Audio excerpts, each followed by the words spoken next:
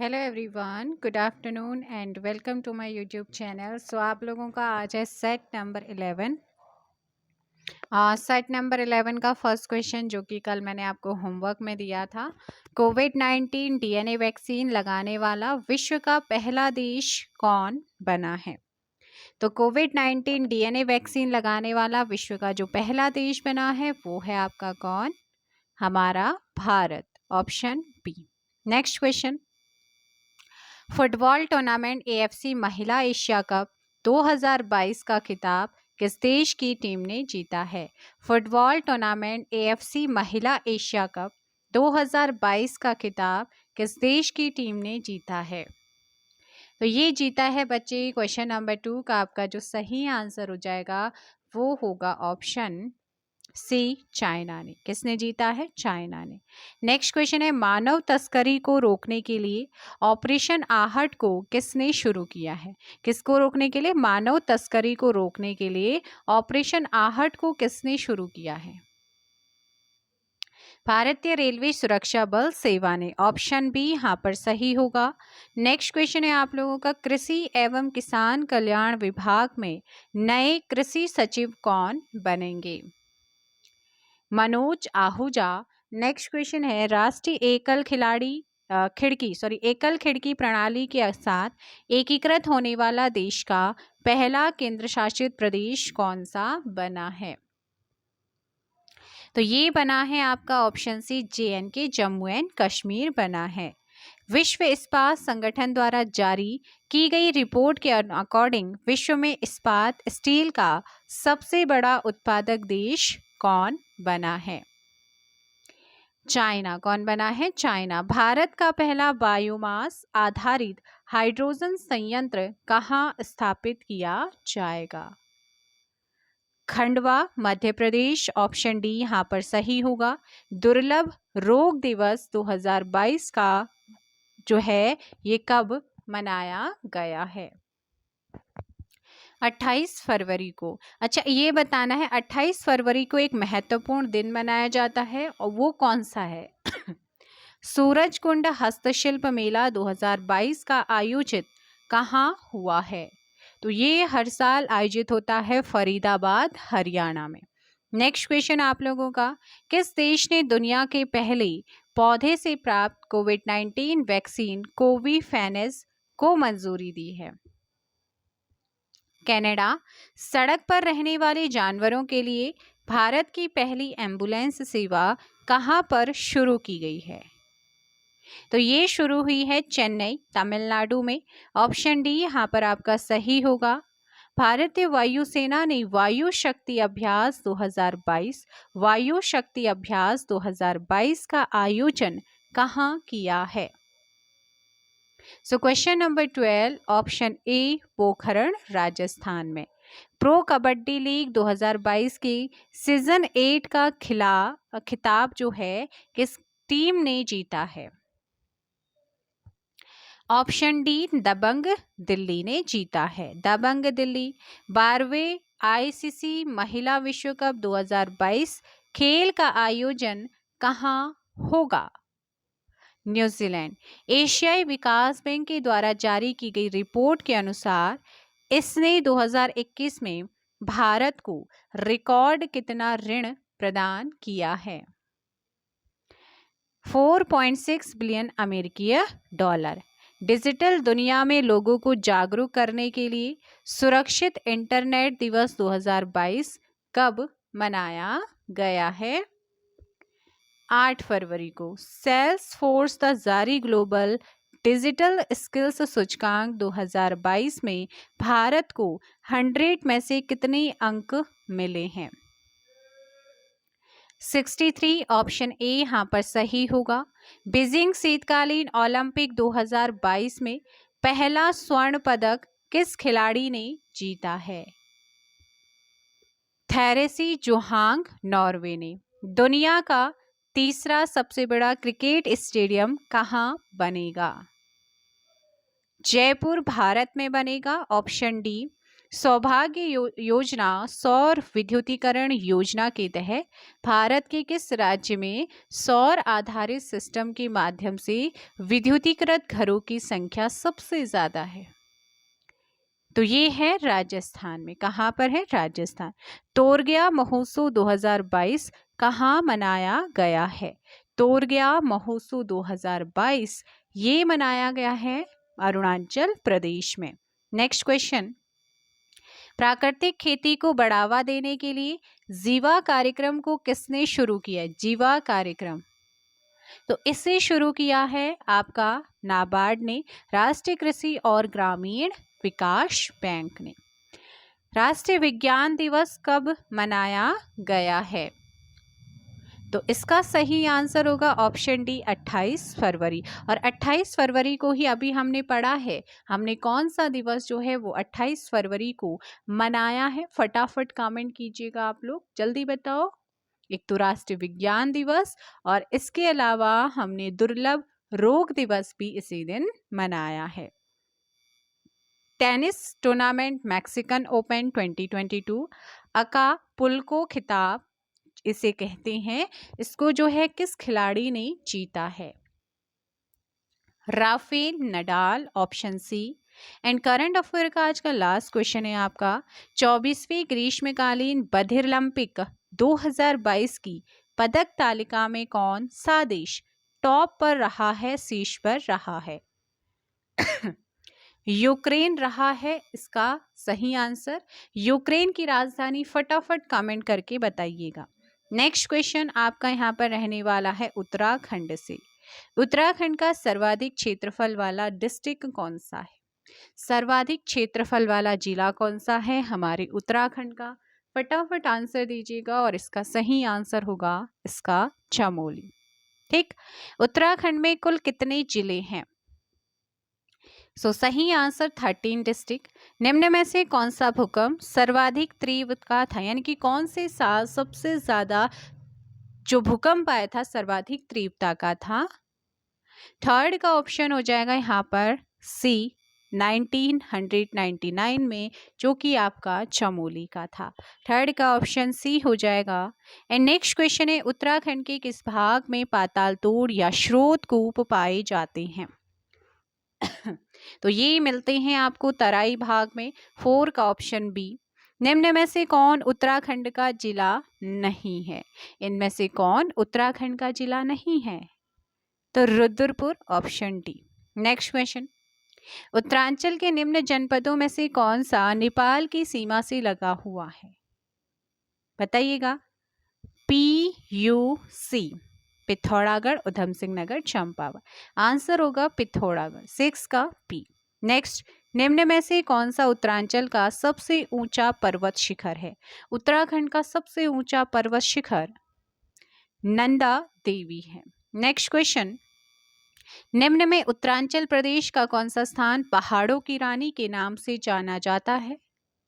तो पहाड़ों की रानी के नाम से मसूरी और पहाड़ों का राजा चक्राता को कहा जाता है। किंगरी, पिंगरी, नीतिशैल, शाल और धर्मा क्या है? तो ये दर्रे हैं। राज्य में नाहान पर्वत श्रृंखलाएं कहाँ हैं? नाहान पर्वत श्रृंखलाएं राज्य में कहाँ पर हैं? क्वेश्चन नंबर 10 का, हल्द्वानी के पास नाहान पर्वत श्रृंखलाएं हैं। राज्य में दारमा व व्यास घाटियों को जोड़ने वाला दर्रा कौन सा है? सिनला दर्रा। कौन सा है बच्चे? सिनला दर्रा इनको जोड़ता है दारमा और व्यास घाटियों को। ऑप्शन हो जाएगा बच्चे यहाँ पर आपका सही क्या हो जाएगा? Option C. राज्य के किस जिले में दर्रों से तिब्बत नेपाल के बीच व्यापार होता है? राज्य में आपको बताना है किस जिले के दर्रों से तिब्बत नेपाल के बीच में व्यापार होता है? पिथौरागढ़, ऑप्शन बी बिल्कुल सही आंसर होगा 12 का। नेक्स्ट क्वेश्चन, उत्तराखंड के निम्न पर्वतों में से कौन श्रेणी सबसे ऊंची है? नंदा देवी। बद्रीनाथ कहाँ पर स्थित है? बद्रीनाथ कहाँ स्थित है? तो ये है बच्चे चमोली में बद्रीनाथ है। निम्न में से राज्य की सबसे ऊंची हिमाच्छादित पर्वत चोटी कौन सी है? हिम आच्छादित पर्वत चोटी नंदा देवी। फूलों की घाटी कहाँ पर है? फूलों की घाटी वृहद हिमालय क्षेत्र में पड़ती है फूलों की घाटी। राज्य में दून किसे कहा जाता है? राज्य में दून कहा जाता है किसे? 17 का बी, संरचनात्मक घाटियों को ही दून कहा जाता है। क्या कहा जाता है? दून कहा जाता है। उत्तराखंड का कौन सा क्षेत्र भूखलन के मामले में अत्यधिक सुभेद्यता जोन में आता है? तो ये है आपका बाह्य हिमालय सुभेद्यता जोन में आता है। कौन सा? बाह्य यानी कि शिवालिक। निम्न में से कौन सा दर्रा बागेश्वर और पिथौरागढ़ को जोड़ता है? तो बागेश्वर और पिथौरागढ़ को इनमें से कौन सा जोड़ता है? 19 का ऑप्शन हो जाएगा बच्चे बी, ट्रेल पास। ट्रेल पास जो दर्रा है वो आपका बागेश्वर और पिथौरागढ़ को कनेक्ट करता है। उत्तरकाशी तथा तिब्बत को जोड़ने वाला दर्रा कौन सा है? उत्तरकाशी तथा तिब्बत को जोड़ने वाला दर्रा थांगला दर्रा है, ऑप्शन सी। राज्य में मुख्य केंद्रीय भ्रंश रेखा किसके बीच में है? राज्य में मुख्य केंद्रीय भ्रंश रेखा जो है वो किसके बीच में है? कि मैम बृहद एवं मध्य हिमालय के बीच में है।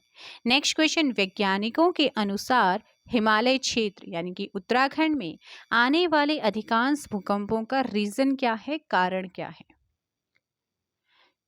प्लेटों की गतिशीलता भी है और भ्रंशों की उपस्थिति भी है, ऑप्शन डी। राज्य में बाढ़ आने का सबसे प्रमुख कारण क्या है? राज्य में बाढ़ आने का सबसे कारण है भूखलन भी है और अतिवृष्टि भी है, ऑप्शन डी। प्राकृतिक आपदाओं की दृष्टि से उत्तराखंड कौन कौन से जोन में शामिल है?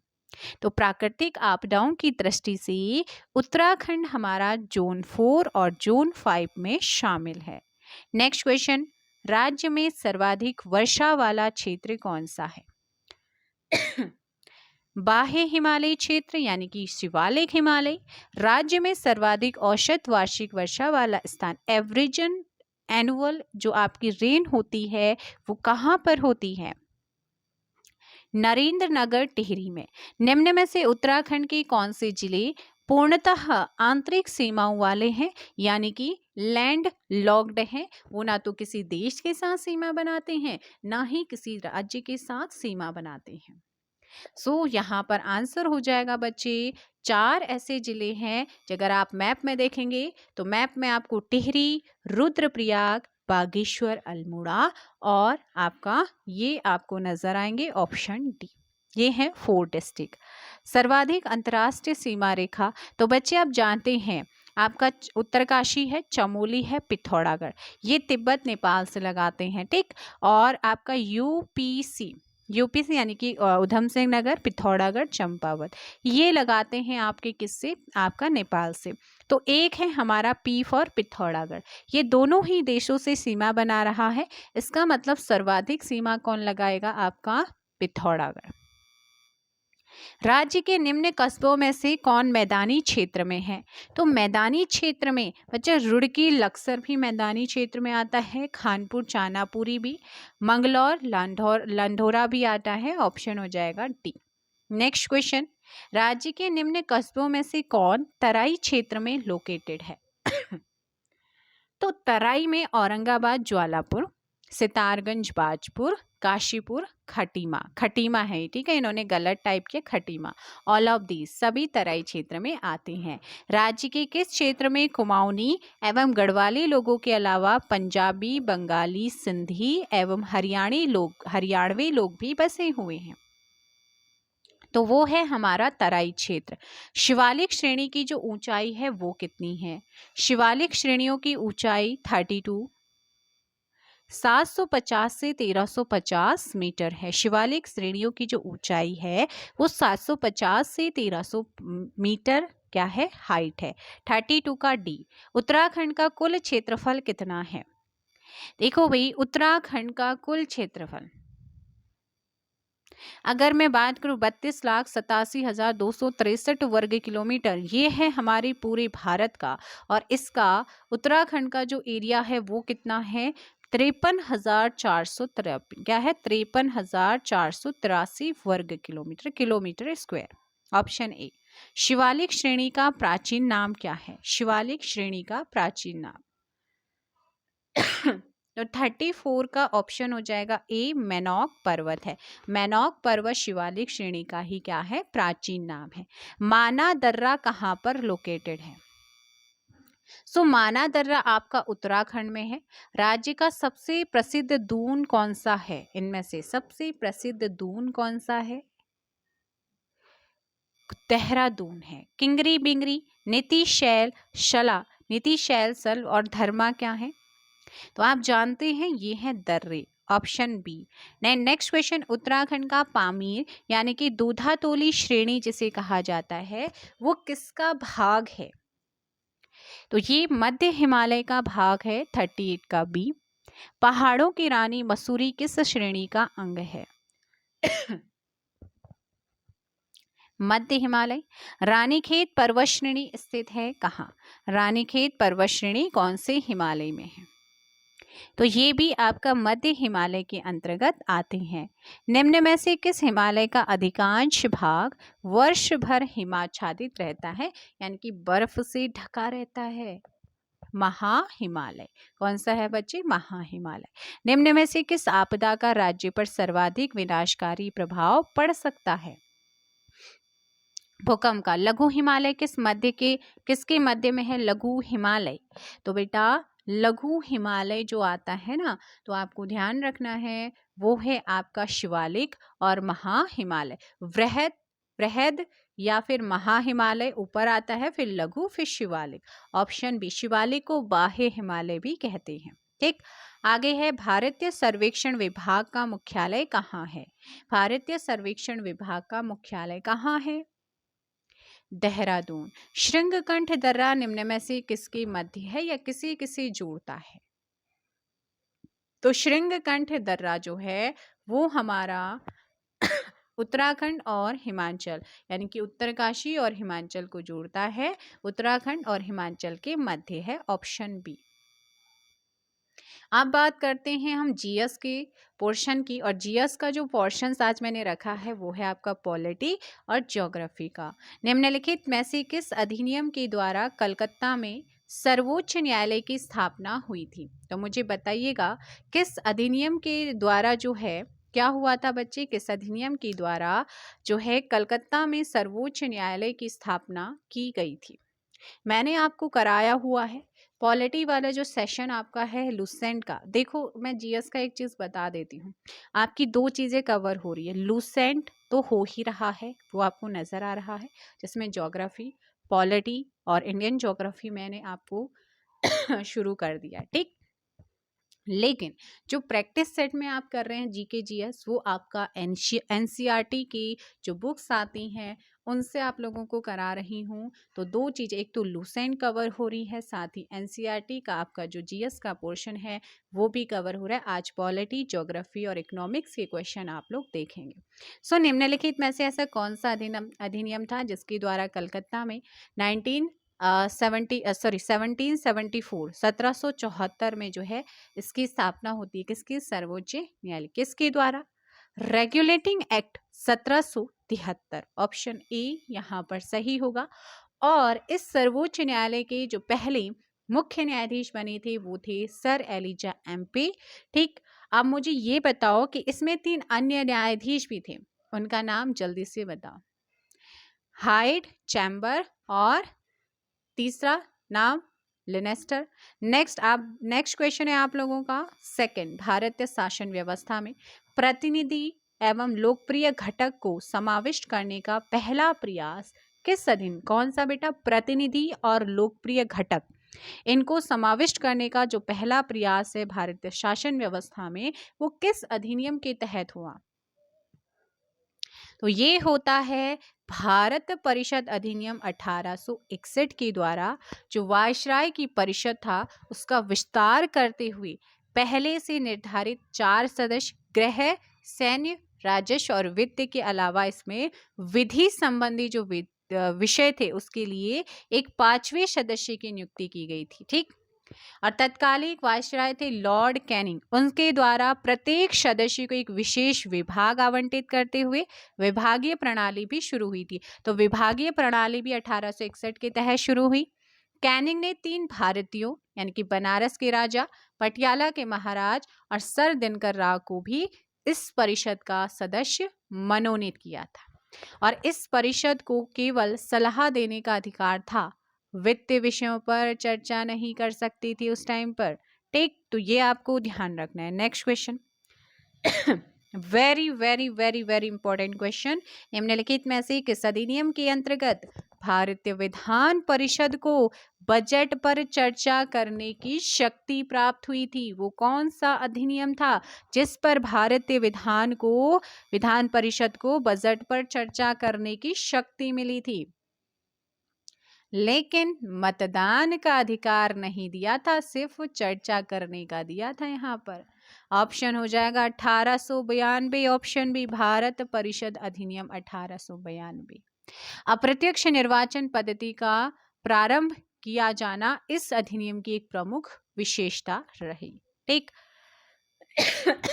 नेक्स्ट क्वेश्चन, सूची आपका दे रखी है यहाँ पर क्वेश्चन नंबर 4 और इसका आंसर कीजिएगा। सूची 1 को सूची 2 से मिलाना है।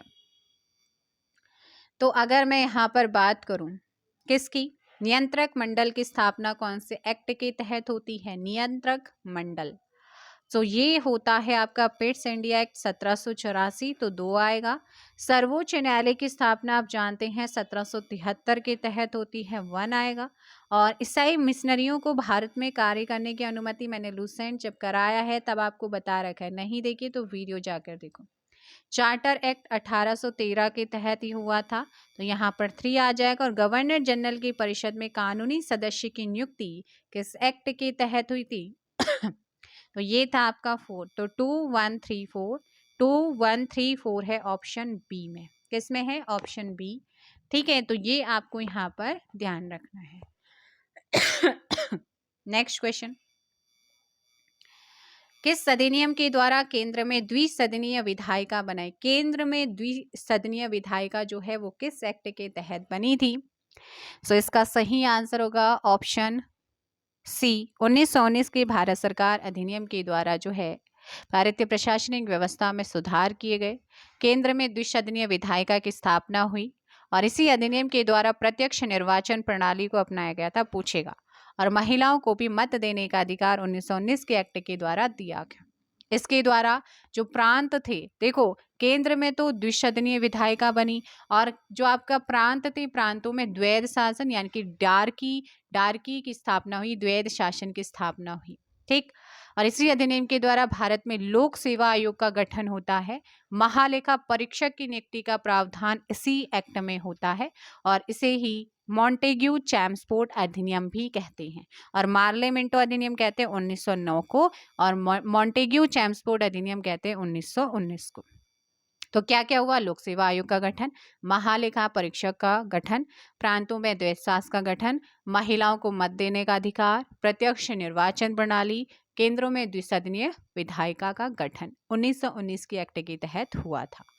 निम्न में से किस अधिनियम के फलस्वरूप वर्मा को भारत से पृथक किया गया था? तो वो था आपका 1935 गवर्नमेंट ऑफ इंडिया एक्ट 1935।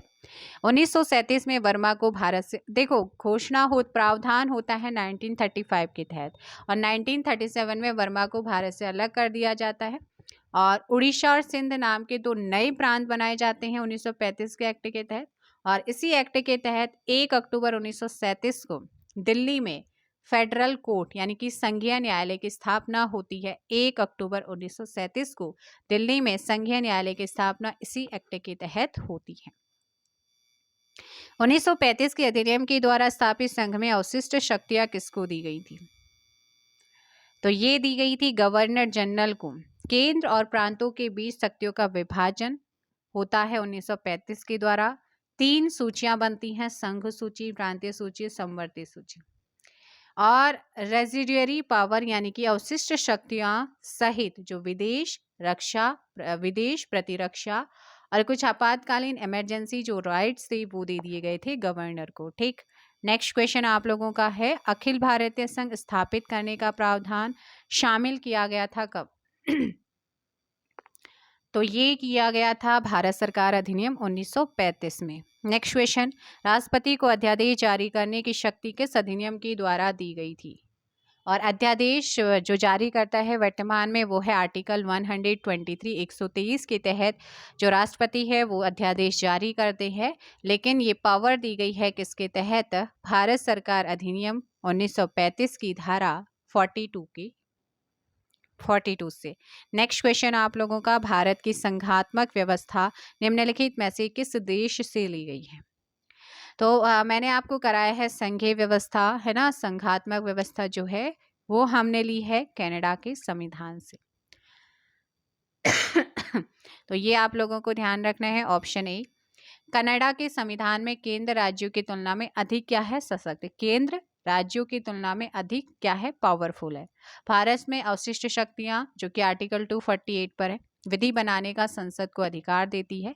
अनुच्छेद 201 के अकॉर्डिंग राज्यपाल के द्वारा जो है किसी विधेयक को राष्ट्रपति हेतु राष्ट्रपति के लिए रिजर्व करना जो भी उपबंध है ये हमने कनाडा से ही लिए हैं। सूची ए को सूची 2 से मिलाना है यहाँ पर, तो मिलाइएगा सूची ए को सूची 2 से, जहाँ पर संविधान भारतीय संविधान के तत्व और किस देश से लिए गए हैं ये बताना है। तो आप जानते हैं राज्य के नीति निर्देशक तत्व हमने कहाँ से लिए हैं बेटा? आयरलैंड के संविधान से। मौलिक अधिकारों की बात करते हैं तो मौलिक अधिकार हमने लिए हैं संयुक्त राज्य अमेरिका के संविधान से।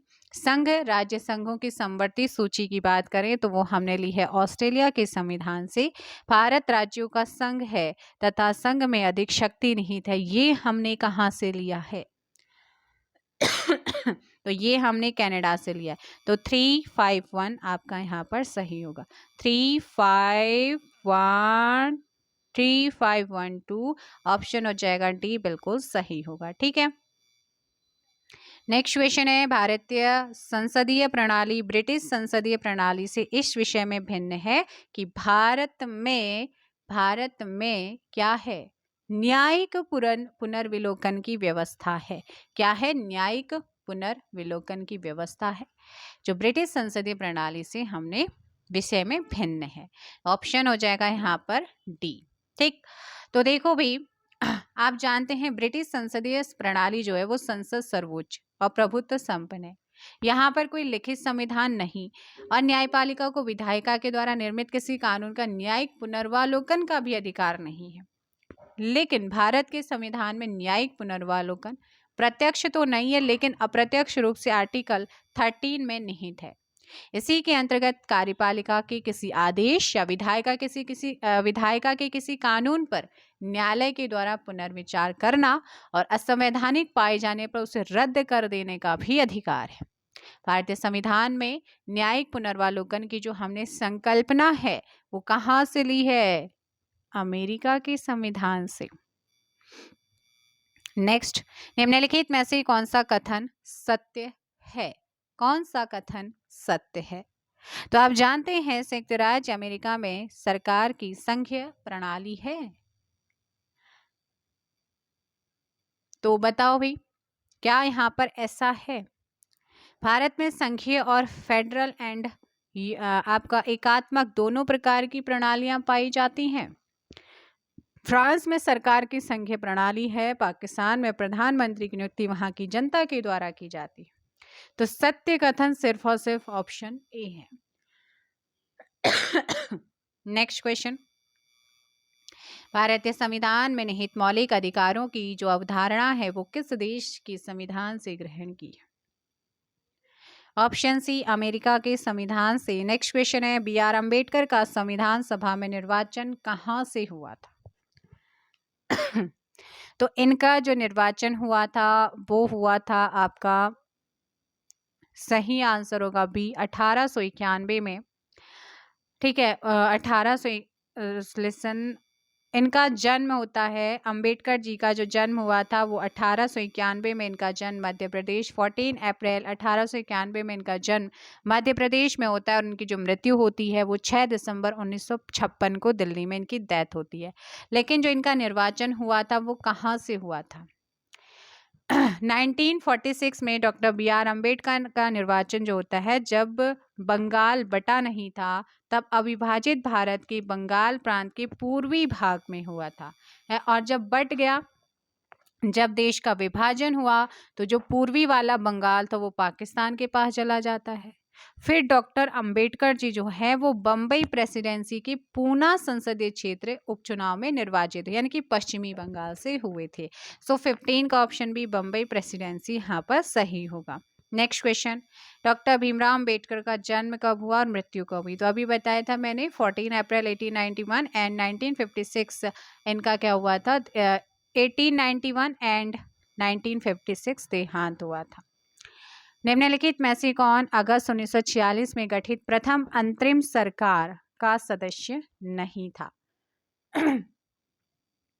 तो अंतरिम सरकार के सदस्यों में जवाहरलाल नेहरू थे, डॉक्टर राजेंद्र प्रसाद थे, सरदार वल्लभ पटेल जी थे और राजगोपालाचारी जी थे, जगजीवन राम थे। लेकिन डॉक्टर एस राधाकृष्णन अंतरिम सरकार के सदस्य नहीं थे। ये स्वतंत्र भारत के पहले उपराष्ट्रपति बने थे। भारत की संविधान सभा का पहला अधिवेशन कब प्रारंभ हुआ था? तो इसका जो पहली बैठक है वो होती है 9 दिसंबर 1946 को। डॉक्टर सच्चिदानंद सिन्हा इसकी अध्यक्षता करते हैं और 389 और इस बैठक, संविधान की जो पहली बैठक हुई, इसमें मुस्लिम लीग शामिल नहीं थी। इस बैठक में 389 सदस्यों में से 211 सदस्यों ने भाग लिया। ठीक। नेक्स्ट क्वेश्चन आप लोगों का फिर होती है 11 दिसंबर को दूसरी बैठक, जिसमें स्थायी सदस्य चुना जाता है डॉक्टर राजेंद्र प्रसाद को, ये ध्यान रखना है। नेक्स्ट, संविधान सभा के समक्ष संविधान की प्रस्तावना किसने प्रस्तुत की थी? तो आप जानते हैं पहली बैठक 9 दिसंबर, दूसरी होती 11 दिसंबर, फिर तीसरी बैठक में 13 दिसंबर 1946 को होती है, जिसमें जवाहरलाल नेहरू जी के द्वारा संविधान सभा के समक्ष प्रस्तावना, जिसे उद्देश्य प्रस्ताव या उद्देशिका कहते हैं, ऑब्जेक्टिव रेजोल्यूशन के रूप में जो है उसे उन्होंने पेश किया था, ऑप्शन ए। ठीक। भारत की भावी प्रभुता संपन्न लोकतांत्रिक गणराज्य की रूपरेखा वहां प्रस्तुत की थी। ठीक। और बाद में से जो है थोड़े बहुत परिवर्तन के साथ प्रस्तावना या उद्देशिका के रूप में 22 जनवरी 1947 को संविधान सभा ने इसे स्वीकार कर लिया था। नेक्स्ट है सूची 1 को सूची 2 से यहाँ पर मिलाना है, तो मिलाइएगा। तो देखो भाई, आपका जो संविधान सभा के पहले उपाध्यक्ष बने थे वो कौन थे? H.C. मुखर्जी बने थे। प्रारूप समिति के मूलतः एकमात्र कांग्रेसी सदस्य कौन थे? बताओ कौन थे? तो इनका है के.एम. मुंशी जी थे। कौन थे? के.एम. मुंशी, यहाँ पर आपको ध्यान रखना है। और राजस्थान की रियासतों का प्रतिनिधित्व करने वाले संविधान सभा के सदस्य कौन थे? तो इनका नाम है V.T. कृष्णाचारी हो जाएगा। और संघ संविधान समिति के अध्यक्ष कौन थे? तो संघ संविधान समिति के अध्यक्ष जवाहरलाल नेहरू थे। तो 4312 ऑप्शन बी यहाँ पर आपका सही आंसर होगा। नेक्स्ट क्वेश्चन, भारतीय संविधान के निर्माण हेतु भारतीय संविधान सभा के कुल कितने अधिवेशन आयोजित हुए थे? इसकी अगर बात करें, इसमें जो खर्चा लगा है निर्माण में, लगभग 64 लाख रुपए इसमें खर्चा आया था संविधान निर्माण पर। 2 वर्ष 11 माह 18 दिन इसको लगा था। और इसी दौरान जो अधिवेशन हुए थे 11 अधिवेशन, यानी कि कुल जो अवधि थी वो 165 दिन आयोजित किया गया था। तो 11 ऑप्शन सी यहाँ पर आपका सही आंसर होगा। संविधान सभा में सदस्यों का जो निर्वाचन है वो कैसे हुआ था? सो आप जानते हैं 10 लाख की जनसंख्या पर एक प्रतिनिधि चुना गया था। अप्रत्यक्ष निर्वाचन पद्धति के आधार पर हुआ था, प्रांतीय विधान सभाओं के सदस्यों के द्वारा। नेक्स्ट क्वेश्चन है, संविधान सभा के कानूनी सलाहकार कौन थे? तो आपने नाम सुना है B.N. Rao. B.N. Rao legal adviser थे भारत संविधान सभा के। क्या पूरा नाम पूछेगा? सर बेनेगल नरसिंह राव। सर बेनेगल नरसिंह राव। इन्होंने संयुक्त राष्ट्र सुरक्षा परिषद में वर्ष 1950 से 1952 तक भारत का प्रतिनिधित्व भी किया है। निम्नलिखित में से कौन भारतीय संविधान की प्रारूप समिति के जो है सदस्य थे? सदस्य थे। तो संविधान सभा की जो ड्राफ्टिंग कमेटी थी, मसविदा कमेटी थी, प्रारूप समिति थी, उसका गठन होता है 29 अगस्त 1947 को, जिसके अध्यक्ष बनते हैं डॉक्टर बी आर अम्बेडकर। इस बी आर अम्बेडकर के अलावा 6 अन्य सदस्य थे। एन गोपाला स्वामी अयंगर, के एम मुंशी, अल्लादी कृष्णा स्वामी अय्यर, सैयद मोहम्मद शादुल्ला, बी एल मित्र, और इन्होंने बाद में त्यागपत्र दिया था। तो इनके त्यागपत्र देने के बाद एन माधवराव, बी एल मित्र के स्थान पर एन माधवराव, और डीपी खेतान की जब डेथ हो गई थी उनके बाद टीटी कृष्णमाचारी ने इनका पद संभाला था। तो बच्चे इसमें जो सही आंसर होगा वो हो जाएगा, बिकॉज एन गोपाला स्वामी अयंगर थे और अल्लादी कृष्णा स्वामी अय्यर थे। ऑप्शन सी, फर्स्ट और थर्ड। ठीक है, नेक्स्ट क्वेश्चन आप लोगों का हो जाएगा, भारतीय संविधान को 26 नवंबर 1949 को किसके द्वारा अधिनियमित किया गया था, एडॉप्ट किया गया था? तो इसे एडॉप्ट किया था हमारी संविधान सभा ने। ऑप्शन ए यहाँ पर सही आंसर होगा। 26 नवंबर 1949 को इसे अंगीकृत, अधिनियमित और आत्मर्पित किया गया था। ठीक, और उस टाइम पे जो है प्रारूप जो था संविधान का, उस पर 299 सदस्यों में से उपस्थित 284 सदस्यों ने साइन किया था। नेक्स्ट क्वेश्चन, किस वर्ष में जनगण मन को भारत के राष्ट्रगान के रूप में अपनाया गया था? जनगण मन 52 सेकंड का होता है। सबसे पहले 1911 में गाया गया था और 24 जनवरी 1950 को इसे अपनाया गया था। और इसे पहली बार 1911 में भारतीय राष्ट्रीय कांग्रेस का जो कलकत्ता अधिवेशन है वहां पर गाया गया, जिसकी अध्यक्षता बिशन नारायण ने करी थी, और रविन्द्रनाथ टैगोर के द्वारा इसे क्या किया गया है, इसकी रचना हुई है। नेक्स्ट क्वेश्चन है, निम्नलिखित में से संघ संविधान समिति का अध्यक्ष कौन है? ऑप्शन सी, अल्लादी कृष्णा स्वामी अय्यर। यहाँ पर ध्यान रखना है, संघ संविधान समिति के अध्यक्ष जवाहरलाल नेहरू। लिसन, संघ संविधान समिति पूछा है ना, सो ऑप्शन सी होगा ना, जवाहरलाल नेहरू होगा। Sorry, option C Jawaharlal Nehru. और मूल अधिकार, देखो संघ संविधान समिति आएगा तो जवाहरलाल नेहरू। मूल अधिकार उप समिति के अध्यक्ष कौन थे? जेबी कृपलानी थे। डॉक्टर बी आर अम्बेडकर प्रारूप समिति के अध्यक्ष थे, और अल्लादी कृष्णा स्वामी और जो थे वो प्रारूप समिति के सदस्य थे। तो नेक्स्ट क्वेश्चन, संविधान का 26 जनवरी के दिन लागू करने का निर्णय इसलिए लिया गया था, क्योंकि आप जानते हैं भारतीय राष्ट्रीय कांग्रेस का लाहौर अधिवेशन होता है 31 दिसंबर 1929 को, जिसमें पूर्ण स्वराज की घोषणा होती है। और ये भी कहा जाता है कि 26 जनवरी को जो है प्रतिवर्ष स्वतंत्रता दिवस मनाने का संकल्प लिया जाता है। 26 जनवरी 1930 को जो है ये आपका झंडा फहराया गया था, और इस अधिवेशन की जो अध्यक्षता है वो जवाहरलाल नेहरू ने की थी। ऑप्शन हो जाएगा यहाँ पर 28 का कांग्रेस ने जो है इस दिन स्वतंत्रता दिवस के रूप में मनाया था। अब बात करते हैं आपका अर्थव्यवस्था। किसकी बात करते हैं बच्चे? अर्थव्यवस्था की हम बात करेंगे। सो देखो यहाँ पर अर्थव्यवस्था से आपका क्या क्वेश्चन बनता है। क्वेश्चन आप लोगों के सामने है, तो आंसर दीजिएगा आप लोग फटाफट से।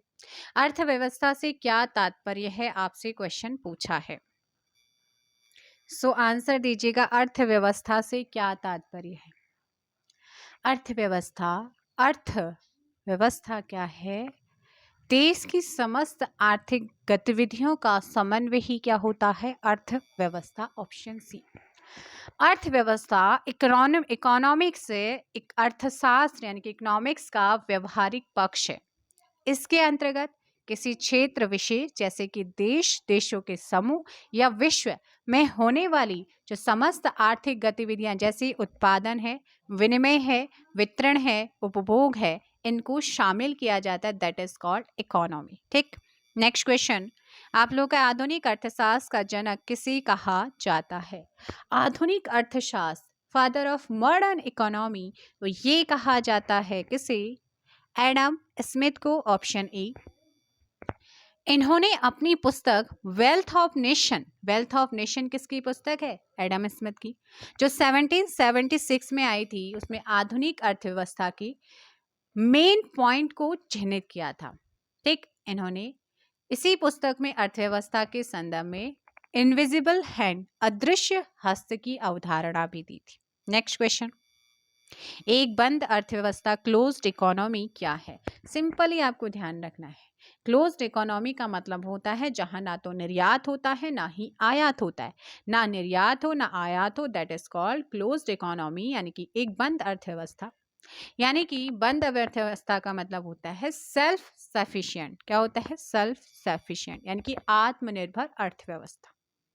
जैसे कि उत्तर कोरिया एज ए एग्जाम्पल, वहाँ जो है क्या है आपका, ना तो निर्यात होता है ना आयात होता है। अर्थव्यवस्था धन का सिद्धांत, यह किसका कथन है? अर्थव्यवस्था धन का विज्ञान क्या है बेटा आपका? Science of wealth. Science of wealth, धन के विज्ञान का जो अर्थशास्त्र है वो धन का विज्ञान है। ये किसका कथन है? तो ये भी आपका एडम स्मिथ का है, ऑप्शन सी। नेक्स्ट क्वेश्चन, पूंजीवादी अर्थव्यवस्था का मुख्य लक्षण क्या है? तो निजी स्वामित्व।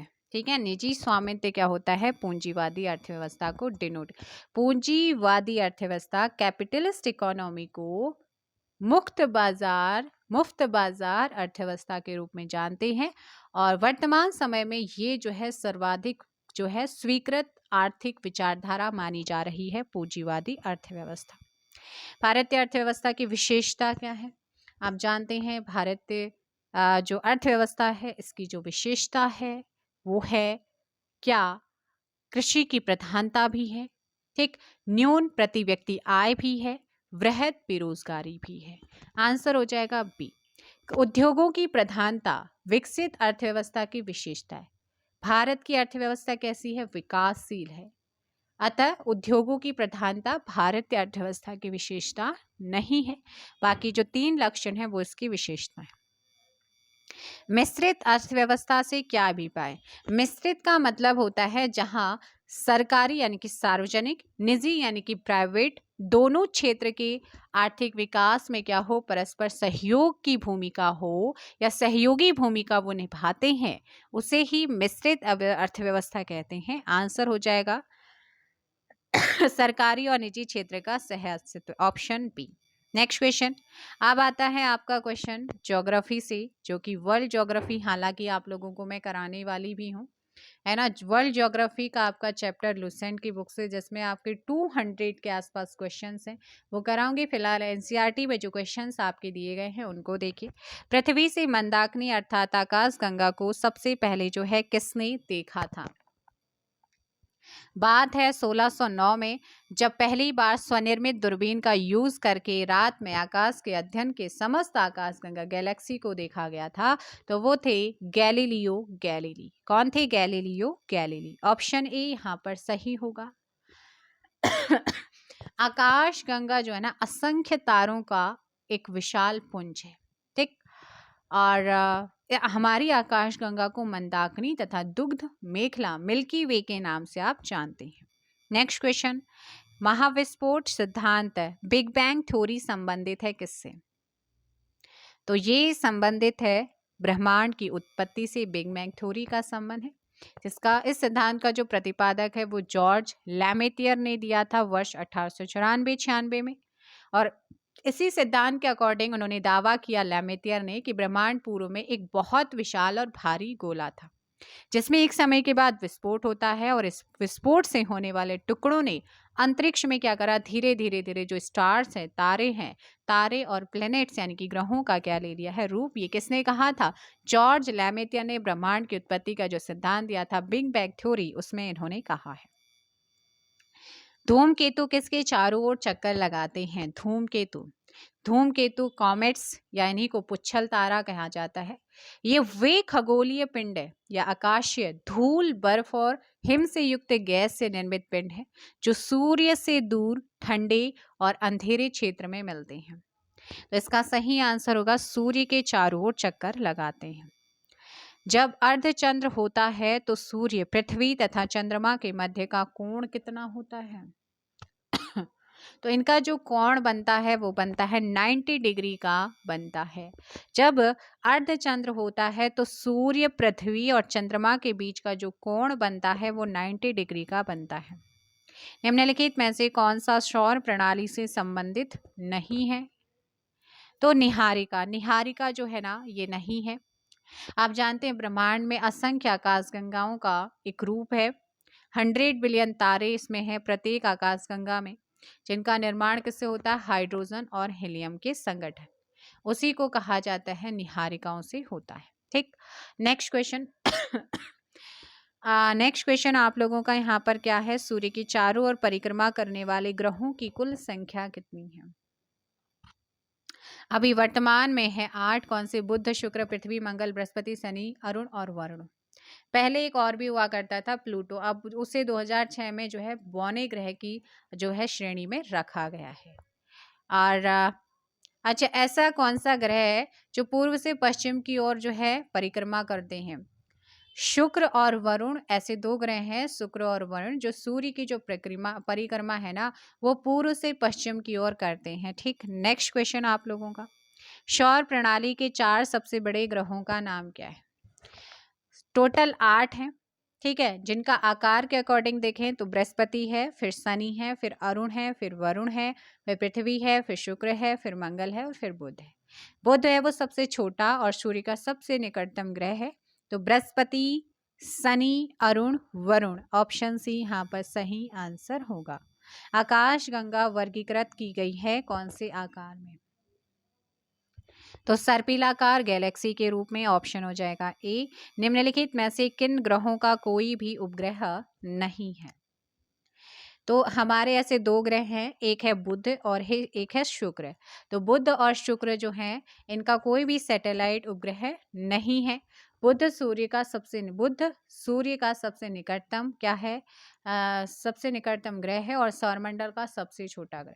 शुक्र, जिसे वीनस कहते हैं, सूर्य से दूसरा निकटवर्ती ग्रह है, जो सूर्य की परिक्रमा जो है 225 दिनों में करता है। लेकिन शुक्र और अरुण एक ऐसे ग्रह हैं 2 जो क्या करते हैं? पूर्व से पश्चिम परिक्रमा करते हैं। ठीक ठीक है, तो ये आप लोगों ने यहाँ पर ध्यान रखना है, जो कि मैंने आपको बताया है। और नेक्स्ट क्वेश्चन आप लोगों का है, निम्नलिखित में से कौन सा बृहस्पति का उपग्रह नहीं है? अगर आप देखेंगे तो बृहस्पति के जो हैं अगर बात करें तो 79 उपग्रह हैं, जिसमें आयो, यूरोपा, कैलिस्टो, गैनेमेड, ये कुछ इसके इम्पोर्टेंट हैं। तो आपका गैनेमेड इनमें से नहीं है पूछा है तो डिमोस नहीं है, या आपका कौन सा नहीं है? डिमोस नहीं है, क्योंकि फोबोस और डिमोस जो है मंगल ग्रह के सैटेलाइट हैं। ठीक, और जबकि और जो कि सौरमंडल के सबसे छोटे उपग्रह हैं। नेक्स्ट, केपलर का ग्रहों की गति का नियम बताता है कि आवर्तकाल अवधि का जो वर्ग है वो किसके बराबर है? ऑप्शन सी अर्ध दीर्घ अक्ष के घन, ऑप्शन सी हो जाएगा। निम्नलिखित में से पृथ्वी से किस खगोलीय पिंड की दूरी सबसे अधिक है? तो सबसे अधिक की बात करें वरुण।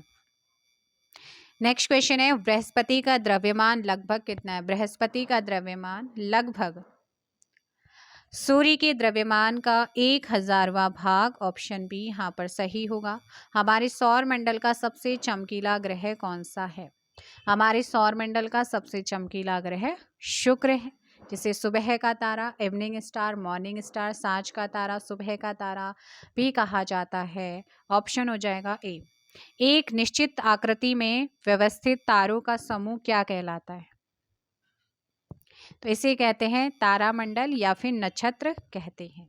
पृथ्वी के सबसे निकट कौन सा तारा है? पृथ्वी के निकट सबसे जो है कौन सा है? ऑप्शन हो जाएगा सूर्य सबसे निकटतम है, ऑप्शन ए। नेक्स्ट क्वेश्चन है कि सौरमंडल में किस ग्रह की पृथ्वी से दूरी अधिक समानता है? पृथ्वी से सबसे अधिक समानता है कौन ग्रह की? तो बताना है, वो है शुक्र, ऑप्शन सी। इसीलिए शुक्र को पृथ्वी की जुड़वा बहन, ट्विन सिस्टर ऑफ अर्थ कहा जाता है। ठीक, नेक्स्ट क्वेश्चन है आपका, सौरमंडल का सर्वाधिक ग्रह कौन सा है? तो गर्म ग्रह आपसे पूछा है तो वो है शुक्र, विनस हो जाएगा, क्योंकि शुक्र ग्रह में कार्बन डाई और जो अन्य गैसों से निर्मित बादल हैं उनकी एक मोटी परत से ढका रहता है, इसीलिए। नेक्स्ट क्वेश्चन आप लोगों का यहाँ पर है, अरुण ग्रह की खोज किसने की थी? अरुण ग्रह जो कि पूर्व से पश्चिम लगाता है सूर्य के साथ, राउंड सूर्य के। तो 19 का ऑप्शन हो जाएगा सी, विलियम हर्सेल ने की थी 1781 में। आकार में तीसरा सबसे बड़ा ग्रह है, इसके चारों ओर 9 वलय हैं जिनमें अल्फा, बीटा, गामा, डेल्टा और इप्सिलॉन इंपॉर्टेंट है। सूर्य का पृष्ठीय तापमान लगभग कितना है? पृष्ठीय सरफेस टेम्परेचर जो है ना वो 6000 डिग्री सेल्सियस है। ऑप्शन ए यहाँ पर सही होगा। एंड नेक्स्ट क्वेश्चन, सूर्य की बाह्यतम आउटर परत को क्या कहते हैं? जो सन होता है, सन की जो आउटर परत होती है, बाह्य परत होती है, उसे कहा जाता है क्रीट यानी कि कोरोना कहते हैं। ठीक। नेक्स्ट क्वेश्चन आप लोगों का है, निम्नलिखित में से किस प्रक्रिया में सूर्य की ऊर्जा निहित होती है? सूर्य की ऊर्जा किस प्रक्रिया में निहित होती है? तो नाभिकीय संलयन में, ऑप्शन सी हो जाएगा। नेक्स्ट क्वेश्चन है, निम्नलिखित में से लाल ग्रह किसे कहते हैं?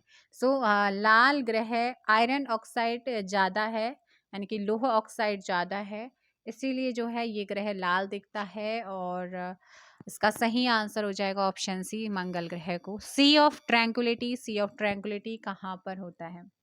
तो चंद्रमा के उत्तरी गोलार्ध में धूल के मैदान या काले धब्बों को शांति का सागर, सी ऑफ ट्रैंक्विलिटी के नाम से जाना जाता है। और ये चंद्रमा का पीछे वाला भाग है जो क्या होता है, अंधकार में रहता है। पहला मानव अमेरिकी चंद्रयान अपोलो 11 था। चंद्रमा के इसी भाग में सबसे पहले पहुंचा था, जिससे जो है नील आर्मस्ट्रांग और एडविन एल्ड्रिड ने चंद्र तल पर क्या किया था, पदार्पण।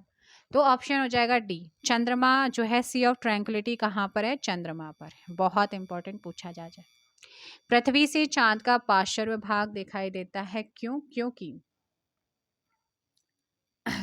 क्योंकि उसके घूर्णन और परिक्रमण की अवधि एक ही है। ऑप्शन हो जाएगा सी। एंड नेक्स्ट क्वेश्चन आप लोगों का है, किस ग्रह पर जल चक्र यानी कि वाटर साइकिल पाया जाता है? तो पृथ्वी एकमात्र ऐसा ग्रह है जहां पर जीवन संभव है। तो जल चक्र जो है वो इसी पर पाया जाता है। नीला जो दिखाई देता है अंतरिक्ष, ऑप्शन हो जाएगा यहाँ पर भी पृथ्वी होगा। ठीक। नेक्स्ट क्वेश्चन है, क्षुद्र ग्रह यानी कि एस्टेरॉइड सूर्य के चारों ओर किनके मध्य जो है चक्कर लगाते हैं? तो दो ग्रहों के मध्य एस्टेरॉइड जो है वो चक्कर लगाते हैं सूर्य के, और वो है आपका कौन सा? बी, मंगल और बृहस्पति। और ये क्वेश्चन कई बार आपका पूछा गया है। फोरवेस्टा एकमात्र क्षुद्र ग्रह है जिसे नंगी आंखों से देखा जा सकता है। तो पूछेगा ऐसा कौन सा क्षुद्र ग्रह एस्टेरॉइड है जिसे हम नंगी आंखों से देख सकते हैं? तो वो है आपका फोरवेस्टा। नेक्स्ट क्वेश्चन, वह कौन सा ग्रह होता है जिसका पृष्ठीय ताप जो है सर्वाधिक होता है? तो पृष्ठीय ताप जिसका सर्वाधिक होता है तो वो है आपका कौन सा? बुध। ऑप्शन डी यहाँ पर सही होगा। इसके बाद बुध के बाद शुक्र, पृथ्वी और मंगल है। Next question, question number 29, Brihaspati की वल यानी कि रिंग है, तो वो हो जाएगा सिलिकेटों से बने होते हैं, सिलिकेट से बने होते हैं। Option B. नेक्स्ट क्वेश्चन है, सुपरनोवा क्या है? Very important, supernova. सुपरनोवा एक क्या होता है, किसी तारे के भयंकर विस्फोट को क्या कहा जाता है? सुपरनोवा। और इस विस्फोट के बाद तारे लाल रंग के दिखाई देते हैं जो रक्त दानव यानी कि रेड जाइंट के नाम से जाने जाते हैं। तारों की इस अवस्था में हीलियम कार्बन में बदले परिवर्तित हो जाते हैं। तो आपका जो है, जिससे तारे में त्रिविस्फोट होता है और तारों में सुपरनोवा विस्फोट के बाद इसके बचे हुए जो केंद्रीय भाग से न्यूट्रॉन तारों का निर्माण होता है। तो आंसर हो जाएगा से विस्फोटक तारा। अब इसके बाद आपका आता है हिंदी का पोर्शन। सो मुझे फटाफट कमेंट करो आप हिंदी के क्वेश्चन। शांत रस का जो स्थायी भाव है वो क्या है? आपसे पूछा है कि जो शांत रस है, इस शांत रस का जो स्थायी भाव है वो क्या है? सो फटाफट आंसर दीजिएगा। शांत रस का स्थायी भाव आपसे पूछा है। सो शांत रस का स्थायी भाव निर्वेद होता है। किस रस का स्थायी भाव? रति होता है। तो रति किस भाव का स्थायी भाव होता है? तो भक्ति रस और श्रृंगार रस है ना, ऑप्शन हो जाएगा बच्चे 2 का सी दोनों का। हिंदी काव्य रसों की कुल संख्या कितनी है? हिंदी काव्य रसों की कुल संख्या है 9। ऑप्शन सी यहाँ पर सही होगा। नेक्स्ट क्वेश्चन आप लोगों के अलंकार से संबंधित क्वेश्चंस आज रखे हैं। तो पर बारो उर्वशी सुन राधिके सुजान, तू मोहन की उर्वशी हवे उर्वशी समान, है ना। तो इसमें इस अवतरण में कौन सा अलंकार है? तो बताओ इसमें कौन सा अलंकार है, फटाफट कमेंट कीजिएगा आप लोग। हाँ भाई बताओ जल्दी से, इसमें कौन सा अलंकार है? कौन सा अलंकार है, जल्दी से कमेंट कीजिएगा। तो पर बारो उर्वशी, तो पर बारो उर्वशी सुन राधिके सुजान, तू मोहन की उर्वशी हवे उर्वशी समान। तो यहाँ पर है यमक अलंकार। यमक अलंकार का क्या कहता है? जब एक ही शब्द 2 या 2 से अधिक बार आए और उसका अर्थ हर बार अलग अलग होता है तो वहाँ यमक अलंकार होता है। कौन सा होता है वहाँ पर? यमक अलंकार वहाँ पर होता है। पीपत पात सरिस मन डोला, पंक्ति में कौन सा अलंकार है? बताओ। पीपत पात सरिस मन डोला, यहाँ पर कौन सा अलंकार है? Question number 2। तो यहाँ पर है आपका कौन सा?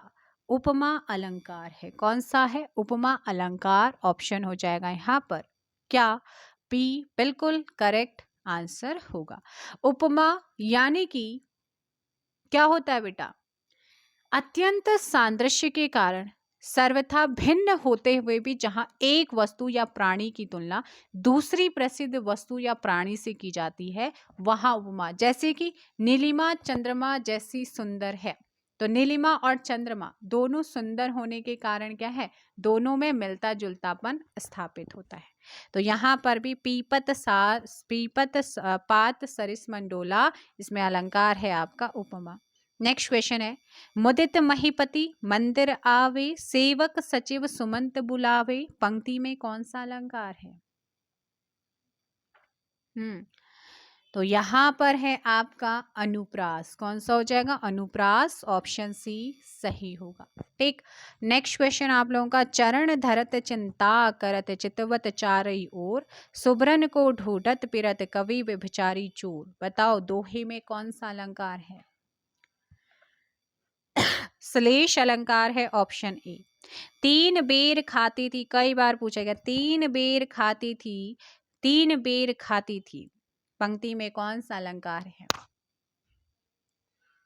3 बेर खाती सोवे, 3 बेर खाती। ऑप्शन डी यमक अलंकार।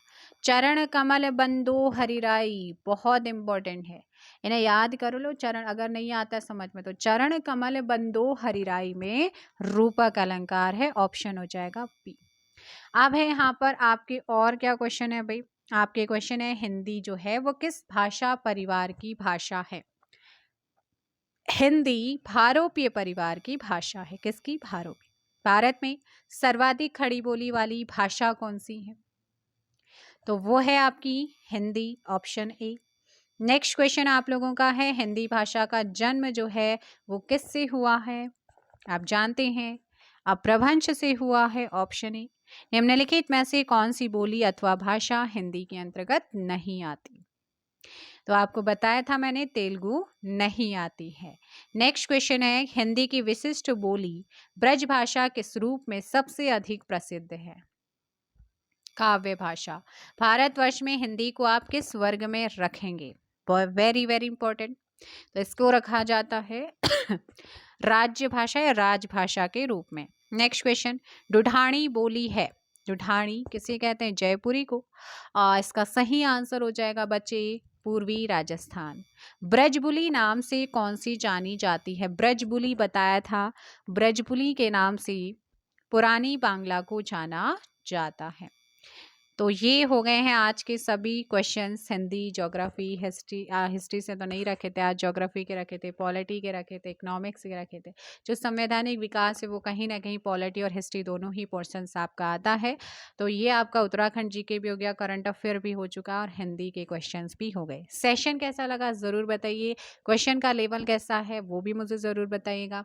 एनसीईआरटी और लुसेंट दोनों चीज़ें कवर हो रही है, साथ में परीक्षा वाणी, बीएस नेगी। तो इन्हीं बुकों को मैंने जो है फर्स्ट प्रायोरिटी पे रखा हुआ है और इन्हीं को मैं करा भी रही हूँ, इन्हीं से क्वेश्चंस भी उठा रही हूँ। और हिंदी में आप आदित्य पब्लिकेशन है, परीक्षा वाणी है, लूसेंट है और भी बहुत सारी बुक्स हैं हिंदी के लिए। तो 20 नंबर का आपका हिंदी आना है, तो आप इसे देख लीजिएगा। सेशन कैसा लगा ज़रूर बताइए, किसके माध्यम से, कमेंट के माध्यम से। बाकी आप हमसे जुड़ सकते हैं, इंस्टाग्राम से जुड़ सकते हो, फेसबुक से जुड़ सकते हो, टेलीग्राम से जुड़ सकते हैं। सारे के सारे जो आपके लिंक है वो डिस्क्रिप्शन में दे रखे हैं। और यूट्यूब तो आप जानते ही हैं, चैनल पर नए हैं तो चैनल को सब्सक्राइब ज़रूर कीजिएगा। मिलते हैं नेक्स्ट वीडियो में, तब तक के लिए पढ़ते रहिए, ध्यान रखिए अपना। Thank you so much.